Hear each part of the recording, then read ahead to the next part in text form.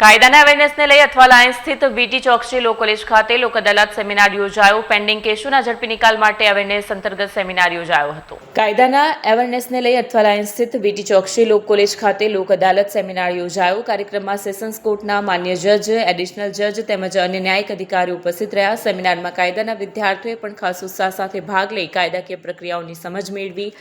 આ દરમિયાન મુખ્ય વક્તાઓએ પેન્ડિંગ કેસોના ઝડપી નિકાલ માટે લોક અદાલતની ભૂમિકા પર પ્રકાશ પાડ્યો. ખાસ કરીને ચેક રિટર્નના કેસોમાં આધુનિક ટેકનોલોજીના ઉપયોગ અંગે ચર્ચા કરવામાં આવી. કોર્ટ દ્વારા લેવામાં આવેલ એક મહત્વપૂર્ણ નિર્ણય અનુસાર હવે ચેક રિટર્નના કેસોમાં QR કોડ દ્વારા સીધું પેમેન્ટ કરી શકાશે.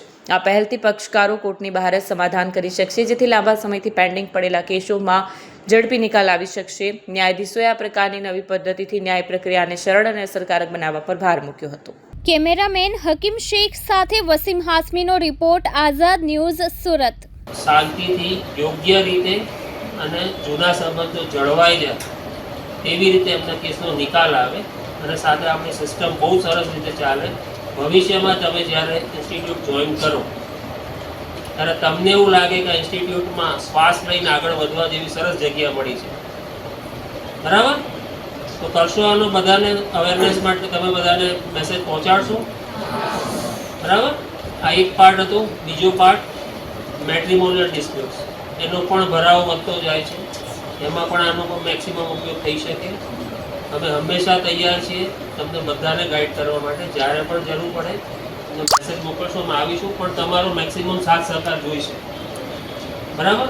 તમને બધાને એડ્રેસ કરવાની ઉતાવળમાં મારી પહેલી ફરજ મારી સાથેના કલીગ, મારા પ્રિન્સિપાલ સાહેબ, મારા LADC, અમારા પ્રોફેસર, તમને બધાને આવકારવાનું ભૂલી ગયું. Secretary district legal service authority સુરતમાં હું ફરજ બજાવું છું. લોક અદાલત શું છે એના વિશે જો આપણે વાત કરીએ તો લોક અદાલત જે સાહેબે કીધું કે લોકોની અદાલત એવું કહી શકાય કે જેમાં મેરિટ્સ ઉપર કોઈ કેસનું ડિસિઝન નથી થતું, પણ બંને પક્ષોને જે અનુકૂળ હોય, બંને પક્ષો સંમત હોય એવી ટર્મ્સ ઉપર સમાધાન કરવામાં આવે છે. અને લીગલ સર્વિસ ઓથોરિટી એક્ટ હેઠળ એ ગવર્ન થાય છે. National legal service authority, state legal service authority અને ડિસ્ટ્રિક્ટ લીગલ સર્વિસ ઓથોરિટી, એ જ રીતે તાલુકામાં પણ તાલુકા લીગલ સર્વિસ કમિટી છે. આ બધું બંધારણ લીગલ સર્વિસ ઓથોરિટી એક્ટ 1987 હેઠળ થાય છે. હવે લોક અદાલતમાં કેવા કેસો મૂકી શકાય છે એની વાત કરીએ તો સમાધાન પાત્ર કોઈ પણ કેસો મૂકી શકાય છે. મોટર વાહન અકસ્માતના કેસો મૂકી શકાય છે. નેગોશિયેબલ ઇન્સ્ટ્રુમેન્ટ એક્ટના કેસો, લગ્ન વિષયક તકરારો, તેવા કોઈ પણ કેસો અથવા ફોજદારી સમાધાન પાત્ર કોઈ પણ કેસો લોક અદાલતમાં મૂકી શકાય છે.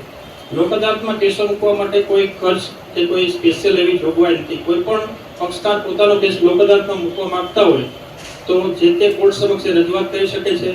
ઉપરાંત ડિસ્ટ્રિક્ટ લીગલ સર્વિસ ઓથોરિટીમાં પણ રજૂઆત કરી શકે છે કે પોતાનો કેસ એમને લોક અદાલતમાં મૂકવો છે. તે જ રીતે તાલુકામાં પણ જે કોર્ટો છે ત્યાં પણ તાલુકા લીગલ સર્વિસ કમિટી છે, ત્યાં પણ રજૂઆત કરી શકે છે. હવે લોક અદાલતના ફાયદાની વાત કરીએ તો લોક અદાલતમાં જે કેસ મૂકવામાં આવે છે એમાં તાત્કાલિક નિર્ણય થાય છે, સમયની બચત થાય છે, પૈસાની બચત થાય છે. પક્ષકારોને લાંબી જે કોર્ટની કાર્યવાહી છે એમાંથી પસાર થવું નથી પડતું. અને ખાસ કરીને જે એડવોકેટ જેમને રોકવાના છે એમની ફી બચત થાય છે. લોક અદાલતમાં સમાધાન થશે તો કોર્ટ ફી પરત મળે છે અને બંને પક્ષોને સમાધાનકારી નિર્ણય થવાથી બંને પક્ષોને વિન-વિન સિચ્યુએશન જે કહી શકાય એવી સિચ્યુએશન થાય છે.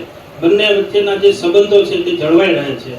અને ખાસ કરીને જે કેસો સમાધાનથી પૂરા થઈ રહેશે એ કેસોમાં અપીલની પણ જોગવાઈ નથી, એટલે ફર્ધર લિટિગેશન જે થતું હોય એ અટકે છે.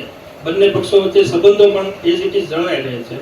એટલે લોક અદાલત બધા માટે એક સારું માધ્યમ છે અને વૈકલ્પિક તકરાર નિવારણ માટે લોક અદાલત એ શ્રેષ્ઠ માધ્યમ એટલા માટે જ કહેવાયું છે. વધુમાં જે ડીએલએસની પ્રવૃત્તિ છે તે મીડિયેશનની પ્રવૃત્તિ છે. તેમાં પણ પક્ષકારોને એક તટસ્થ અનુભવી મીડિયેટર દ્વારા સમજાવવામાં આવે છે અને એમને અનુકૂળ હોય તેવી ટર્મ્સ ઉપર કેસનું સમાધાન કરવામાં આવે છે.